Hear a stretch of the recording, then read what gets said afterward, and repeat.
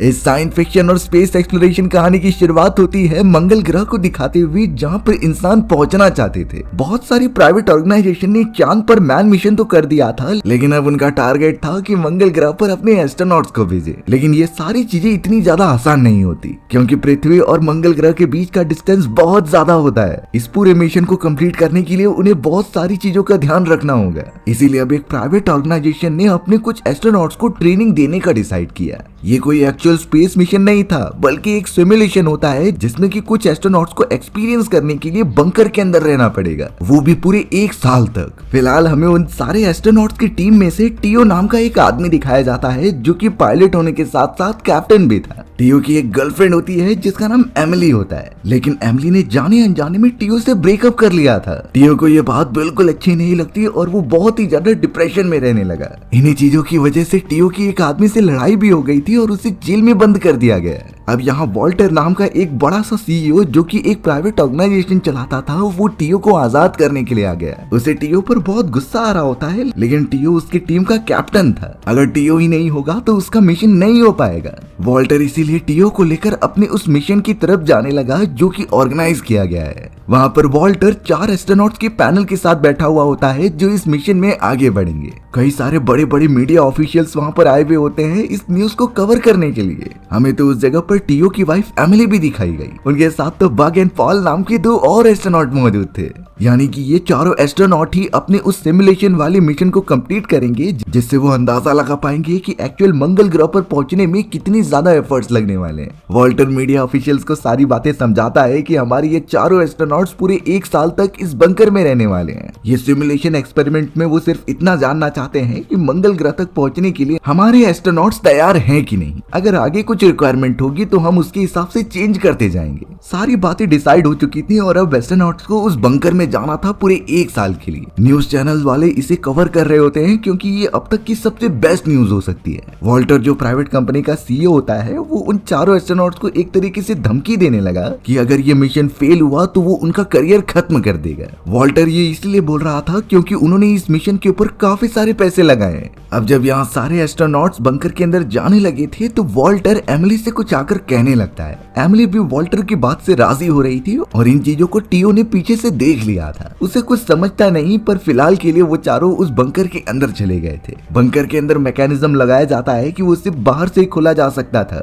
लेकिन अगर उस बंकर के अंदर इमरजेंसी आई तो वो मेन हेडक्वार्टर से कांटेक्ट कर सकते हैं। चारों एस्ट्रोनॉट जब बंकर के अंदर पहुंचे तो वहाँ सारी चीजें एकदम स्पेसशिप की तरह ही बनाई गई थी। यानी कि वहाँ उन्हें प्रोटोकॉल्स भी सारे स्पेसशिप के कमांड जैसे ही फॉलो करने हैं, जिससे ये क्लियर हो पाए कि वो एक्चुअल मिशन के लिए तैयार हो चुके हैं। वो चारों एस्ट्रोनॉट स्पेस सूट पहनकर रेडी हो जाते हैं और अपने दिए गए कमांड को अच्छी तरीके से फॉलो करने लगते हैं। वॉल्टर उन्हें स्क्रीन पर सारी इंस्ट्रक्शंस प्रोवाइड कर रहा था, लेकिन अब उनकी ये सिमुलेशन में जब उनकी स्पेसशिप लॉन्च कर रही थी तभी अचानक उसके प्रोपेलर्स काम नहीं करते। वो तो मेन पेलोड से अलग ही नहीं हो पा रहे थे। अब ये उनका एक क्रिटिकल सिचुएशन में टेस्ट था कि वो सभी एस्ट्रोनॉट्स क्या करेंगे। टियो जो कि उस टीम का कैप्टन होता है, उसने बहुत ज्यादा सोचा और तुरंत ही डिसाइड किया कि हमें थोड़ी सी डायरेक्शन चेंज करनी चाहिए, जिससे कि हवा का प्रेशर कहीं और लगेगा और ये पेलोड्स अलग हो जाएंगे। टियो के कहने पर सारे एस्ट्रोनॉट्स ऐसा ही करते हैं और ये ट्रिक अच्छी तरीके से कामयाब भी हो गई थी। यानी कि उनकी मेन स्पेसशिप पेलोड से अलग हो चुकी होती है। यानी कि टियो और उसकी टीम ने मिलकर इस लेवल को कंप्लीट कर लिया है। वॉल्टर भी इस बात से बहुत खुश था कि एस्ट्रोनॉट अच्छी तरीके से सोच पा रहे हैं।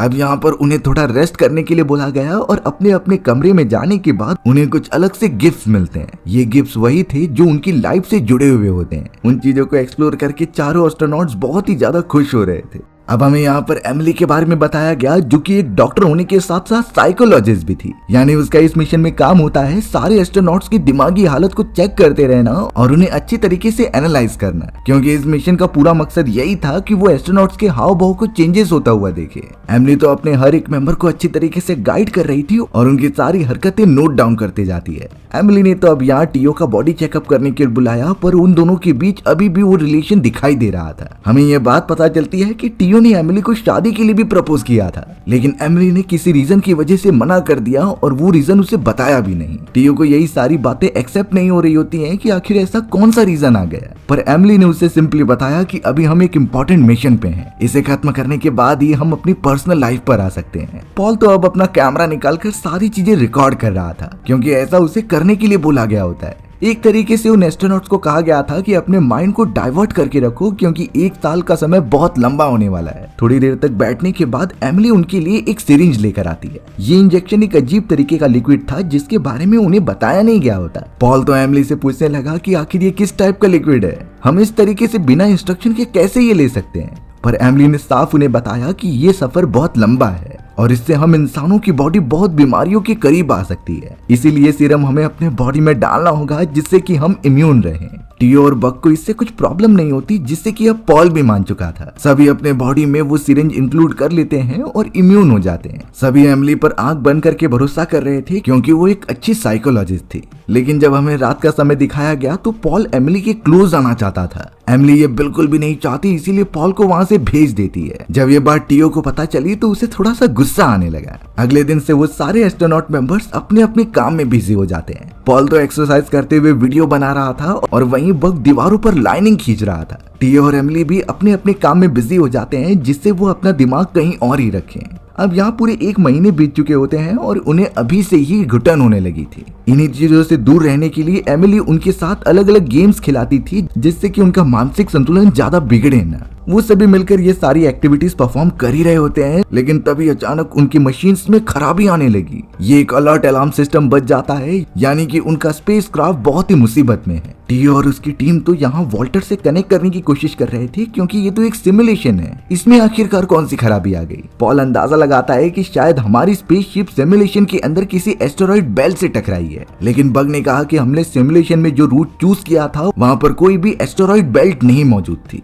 अपने मेन कमांड सेंटर से भी वो कनेक्ट नहीं कर पा रहे थे, जिससे कि वो डिसीजन ले कि आगे क्या करना है। पॉल जो कि स्पेसशिप का अच्छा इंजीनियर होता है, वो जब जाकर देखने लगा तो उसे पता चल रहा था कि सोलर पैनल्स को पावर नहीं मिल रही है। इन्हीं चीजों को देखने के लिए वो बैटरीज को चेक करने लगा। पर थोड़े समय तक अपनी इन्वेस्टिगेशन करने के बाद पॉल ने भी क्लियर कर दिया कि इसमें कोई खराबी नहीं है। तब आखिरकार ये सोलर पैनल्स काम क्यों नहीं कर रहे? पॉल ने सिंपली ये कह दिया था कि हमें एनर्जी बचा कर रखनी होगी, जिससे कि हम बचा हुआ सफर तय कर सके। सभी इस बात का आगे से ध्यान रख रहे थे और एक साथ मिलकर काम करने लगे। अब यहाँ सभी के सोने के बाद एमिली अकेले ही चोरी चुपके वॉल्टर से कनेक्ट करने की कोशिश कर रही थी। अच्छी बात तो ये थी कि टियो वहाँ पर आकर उसे देख लेता है। एमिली इस समय काफी डर गई और कहने लगी कि ये मेरा प्रोटोकॉल का हिस्सा है, जिससे कि समय समय पर हेडक्वार्टर में मुझे रिपोर्ट्स देने पड़ते थे। एमिली बिना कुछ कहे अब टियो को वहाँ से अपने कमरे में चली जाती है। एमिली तो अब अपने उसी दिन को याद करती है जब वो और टियो एक साथ हुआ करते थे।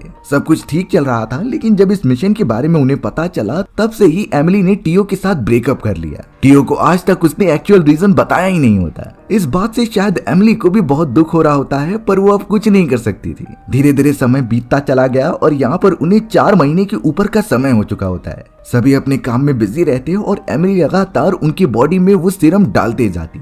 सबसे अजीब बात ये होती है कि एमिली खुद अपने बॉडी में वो सीरम नहीं डालती थी और इन चीजों के ऊपर किसी का ध्यान भी नहीं गया। अब यहाँ पॉल एक दिन अपनी शूट की गई सारी वीडियोस को अपलोड कर रहा होता है, पर तभी अचानक उसे एक मैसेज मिल रहा था कि वो तुम्हें पॉइजन दे रही है। इन चीजों को देखकर पॉल एकदम शॉक रह गया। पॉल इस मैसेज को देख रहा होता है, लेकिन पता चला कि ये तो उसका हेलुसिनेशन है। उसे बहुत अजीब तरीके की चीजें दिखाई दे रही थी, इसीलिए वो उनके ऊपर भरोसा नहीं करता। यहाँ दूसरी तरफ बक को एक चूहा मिलता है, जिसे देखकर वो खुश हो गया था। वो उसे सभी के सामने लेकर आ गया और कहने लगा कि हम इसे अपना पेट बना लेंगे, बट पॉल इसके अगेंस्ट था। वो कहने लगा कि ये चूहा हमारे कई सारे रिसोर्सेज को खराब कर सकता है और इससे बीमारियां भी हो सकती हैं। उसकी बात सही थी, लेकिन पॉल ने जबरदस्ती उस चूहे को छीन लिया और उसे मार दिया। इस बात से टियो को भी बहुत गुस्सा आ जाता है और उसके और पॉल के बीच में एक घमासान फाइट चालू हो गई। दोनों एक दूसरे को काफी अच्छी टक्कर देते हैं, बट वो सभी इस मिशन पर इकट्ठे काम करने आए थे, तो इस तरीके से लड़ना बेकार है। बाद में दोनों को समझ आता है तो वो अलग हो जाते हैं।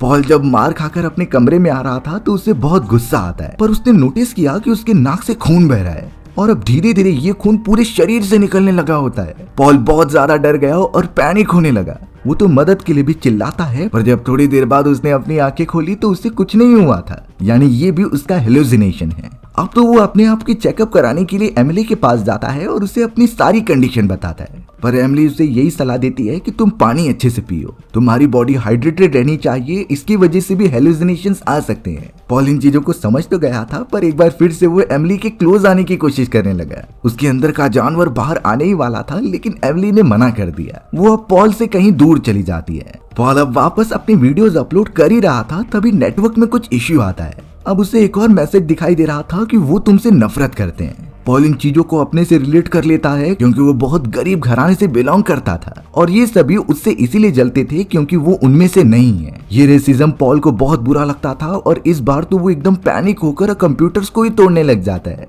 यानी पॉल का मानसिक संतुलन अब पहले से ज्यादा बिगड़ चुका है। बग को कुछ अच्छा नहीं लग रहा था, इसीलिए वो अपना चेकअप कराने के लिए एमिली के पास आता है। दरअसल यहाँ बग जल्द से जल्द मिशन खत्म करके अपने बेटे के पास जाना चाहता था, क्योंकि उसे अपने फैमिली की याद आ रही होती है। बट अभी भी आधा समय बचा हुआ है इस मिशन को खत्म करने के लिए। एमिली फिलहाल के लिए बग को मोरल सपोर्ट प्रोवाइड करती है और उसे कहती है कि हम सब जल्द से जल्द पहुंच जाएंगे। लेकिन बग की मानसिक स्थिति उस समय पर ठीक नहीं थी। जैसे जैसे समय बीतता जा रहा था, बग अपने कमरे से बाहर ही नहीं निकलता। वो सिर्फ अपना यूरिन एक जार में करके बाहर ही रख देता और बाकी टीम मेंबर्स के साथ बैठकर डिनर भी नहीं करता था। एमिली बग की हेल्प करना चाहती थी, लेकिन बग अलाउ ही नहीं करता। उसने तो अपने रूम में कई सारी लकीरें बना दी थी जो उसे बहुत ज्यादा एक्साइट करती थी। अचानक एक दिन बग की मानसिक स्थिति इतनी ज्यादा खराब हो गई कि उसे हेलुसिनेशन आने लगे और उसमें वो अपने बच्चे को देखता है। बग का बेटा वहां से वेंटिलेशन पाइप के थ्रू दूसरी तरफ जा रहा था, तो इसीलिए बग उसका पीछा करने लगा। थोड़ी देर तक आगे वायर्स वाली जगह पर जाने के बाद उसे रियलाइज हुआ कि उसका ये बेटा तो है ही नहीं।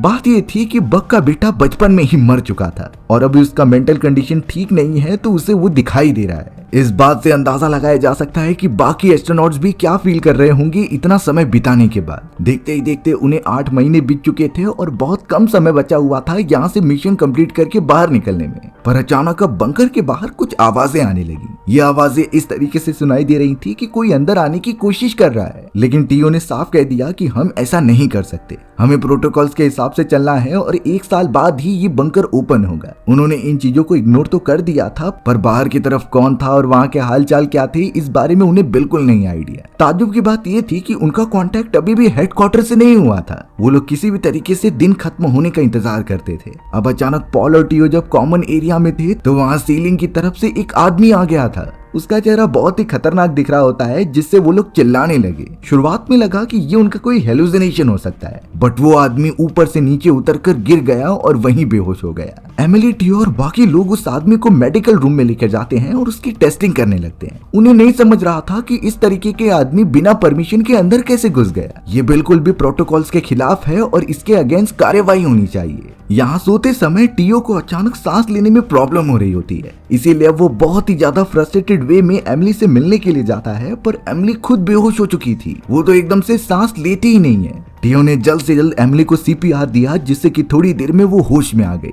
सभी वहाँ पर जमा होते हैं, जिससे कि अब एमिली बताने लगी कि हमारे बंकर में ऑक्सीजन का लेवल कम होने लगा है और इसी वजह से हमारी ये हालत है और लगातार हेलुसिनेशंस हो रहे हैं। पॉल ने जब सिस्टम को एग्जामिन किया तो वो बता रहा था कि कुछ महीनों पहले से ही ऑक्सीजन कम होना स्टार्ट हो गई है और अब शायद 20% ऑक्सीजन बची हुई है इस पूरे बंकर के अंदर। बाहर की तरफ ऐसा क्या हो रहा है और सिस्टम में क्यों ऐसी प्रॉब्लम आ रही है, ये उन्हें नहीं समझता। बाकी सभी का मानना था कि उन्हें इस बंकर से बाहर जाकर देखना ही चाहिए, लेकिन पॉल इसके अगेंस्ट होता है। वो कहने लगा कि ये हमारे मिशन का एक हिस्सा हो सकता है और वो सभी हमारा टेस्ट ले रहे हो। हमें थोड़े दिन तक और वेट करके देखना चाहिए, जिससे कि हम मिशन भी कंप्लीट कर ले और सच्चाई का भी पता चल जाए। अगर वो मिशन को कंप्लीट नहीं करेंगे तो उनका करियर खत्म हो जाएगा। इन्हीं चीजों के रिलेटेड टीओ और पॉल के बीच में घमासान लड़ाई हो जाती है। दोनों एक दूसरे से डिस्कशन कर ही रहे थे, तभी बग अचानक पीछे से आकर पॉल के सर पर वार कर देता है। पॉल बेहोश हो चुका था, क्योंकि अब बग भी चाहता था कि वो यहाँ से बाहर निकले। उसका दिमाग फटा जा रहा था, पर उस बंकर को इस तरीके से बनाया गया था कि उसे बाहर से ही खोला जा सकता है। इसीलिए अब कोई और वे अपनाते हुए टीओ उस वैक्यूम पाइप से जाने लगा जहाँ से वो अनजान आदमी आया था। थोड़ी देर तक ट्रेवल करने के बाद वो ऊपर तो पहुंच गया, लेकिन चारों तरफ एकदम बंजर जमीन होती है। वहाँ पर पेड़ पौधे भी कुछ दिखाई नहीं दे रहे थे। टीओ कुछ समझ नहीं पाता, पर फिलहाल के लिए उसने वहाँ की मिट्टी के सैंपल्स इकट्ठा कर लिए। अपने चैम्बर में वापस लौटने के बाद वो उन मिट्टी पर टेस्ट करते हैं, जिससे ये साफ पता चला कि इसके अंदर वो कंपोनेंट्स मौजूद हैं जो कि मून ग्रह की मिट्टी में पाया जाता है। लेकिन वो सारे एलिमेंट्स यहाँ पृथ्वी पर क्या कर रहे हैं? आखिर वो पृथ्वी पर है या फिर मून पर, यही चीजें उन्हें कंफ्यूज कर रही थी। पॉल पीछे से आकर यही कहता है कि ये मिशन का एक हिस्सा है, तुम सभी इसे ज्यादा सीरियस मत लो और हमें वेट करना चाहिए मिशन खत्म होने का। पर शायद टियो, एमिली और बग इस तरीके से वेट नहीं करना चाहते थे। मेजॉरिटी होने के कारण अब पॉल को भी उनके साइड होना पड़ता है और वो सभी जल्द से जल्द अपना स्पेस सूट पहनकर मिशन खत्म होने से पहले ही निकल जाते हैं। बंकर से बाहर निकलते ही सभी अजीब तरीके का वातावरण महसूस कर रहे थे। फिर भी अब बिना डरे वो ग्रुप बनाकर आगे की तरफ बढ़ने लगे। उन सभी को उस जगह पर कुछ भी नहीं दिखाई दे रहा था और एक घर भी नहीं मौजूद होते। बग तो कहने लगा कि शायद यहाँ पर बाढ़ आ चुकी है और हम सब मर चुके हैं। वहीं पॉल का कहना था कि शायद हम सब जो इंजेक्शंस ले रहे थे ये उसी का असर है, हम अभी भी हेलुसिनेट कर रहे हैं जबकि सारी चीजें एकदम से नॉर्मल हैं। इन्हीं चीजों के बारे में पता लगाने के लिए वो जब आगे बढ़ते हैं तो उन्हें एक अजीब सा घर दिखाई दिया। अंदर जाने पर टियो को एक फोटो फ्रेम मिलता है जो उसी आदमी का था जो उनके बंकर में घुस आया था। एमिली को एक मैप मिलता है जिसके हर एक जगह पर निशान लगाए गए थे, बट उनमें से एक जगह पर निशान नहीं लगा था, इसीलिए वो उसी जगह पर जाने का डिसाइड करते हैं। थोड़े समय के बाद पहुंचने पर वहां कुछ भी नहीं दिखाई दे रहा था, पर दूसरी तरफ उन्हें एक छोटा सा टाउन दिखाई देता है जो पूरा खाली हो चुका था। उन सभी को कुछ समझ तो नहीं रहा होता, पर आगे जाने पर उन्हें एक आदमी दिखाई देता है। उस आदमी से बात करने पर पता चला कि उसका नाम जेल है और वो इस रेस्टोरेंट का मालिक है। अब पता नहीं जेल उन चारों को बिना जान पहचान के रेस्टोरेंट में खाने के लिए इनवाइट करता है। वहाँ और भी लोग आने लगे थे, इसीलिए टियो और उसके साथ ही अंदर जाकर बैठ जाते हैं। जितने भी लोग वहाँ मौजूद थे वो टियो की टीम को बड़े गौर से देख रहे होते हैं। पॉल तो फिलहाल यही समझ रहा था कि ये सभी लोग नाटक कर रहे हैं, ये उनके मिशन का एक हिस्सा है। आखिरकार टियो जेल से पूछ ही लेता है कि यहाँ एक्चुअल में हुआ क्या। जेल बताने लगा कि बहुत ही बड़ा धमाका हुआ था,